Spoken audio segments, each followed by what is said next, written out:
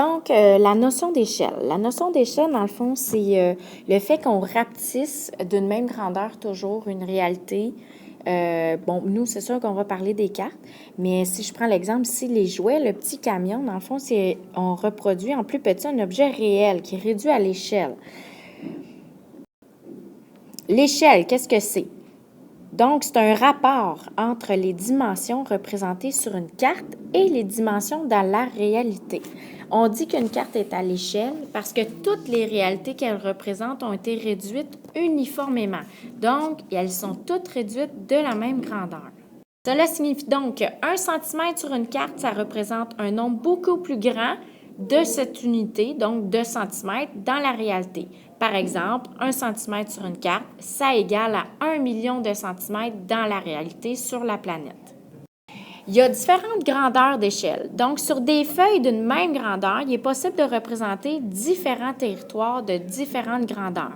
Fait que, par exemple, je peux représenter la ville de Montréal, le Québec au complet, la province, le Canada, l'Europe et même le monde entier. Fait que tout ça, ça fait en sorte qu'il va y avoir des territoires qu'on va représenter à plus grande échelle et des territoires à plus petite échelle.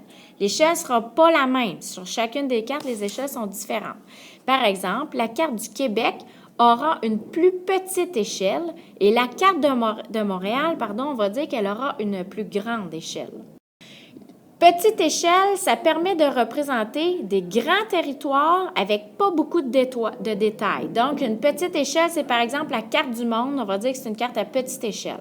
Une carte à grande échelle, ça permet de représenter des petits territoires avec beaucoup de détails.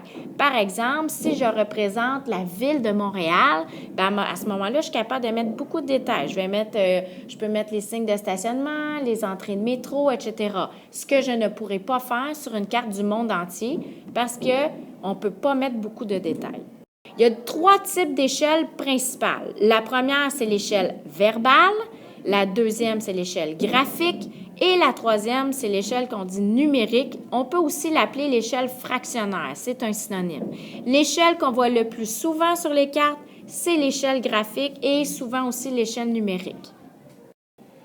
Qu'est-ce que c'est l'échelle verbale? Donc, l'échelle verbale, c'est un énoncé très simple. C'est 1 cm équivaut à 10 km. Ça peut être abrégé. On écrit 1 cm égale 10 km pour kilomètre. Cela signifie donc que 1 cm sur la carte est égal à 10 km dans la réalité. Par exemple, si la distance sur la carte est de 2 cm, quelle est la distance dans la réalité? Bien, si 1 cm égale 10, 2 cm va valoir 20 km. En deuxième, on a l'échelle graphique. L'échelle graphique, c'est vraiment comme un graphique. C'est une ligne qu'on a graduée. Ça indique le rapport entre la distance séparant 2 points sur la carte.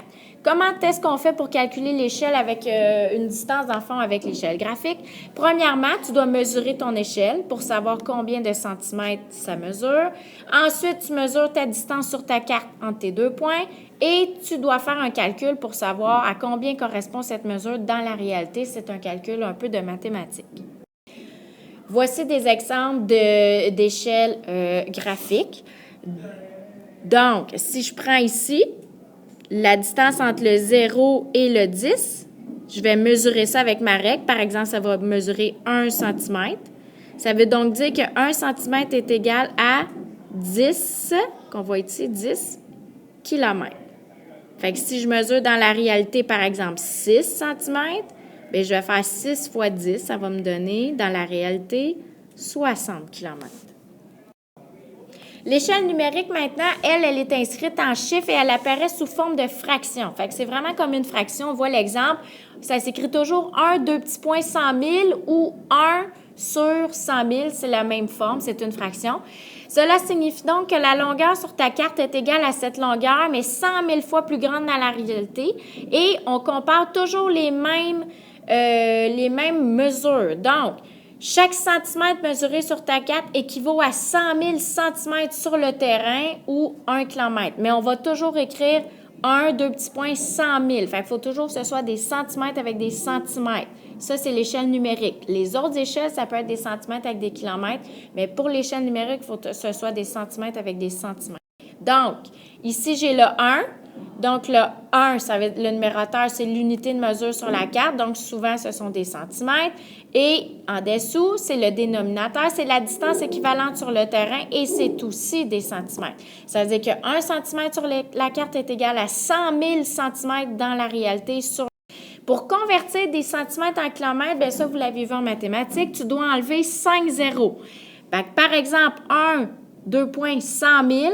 Si je veux mettre ça, par exemple, en échelle verbale, je veux que tu me mettes en échelle verbale, on va retrancher 5 zéros. Fait que j'enlève les 5 zéros. Cela donne donc 1 centimètre égale 1 kilomètre.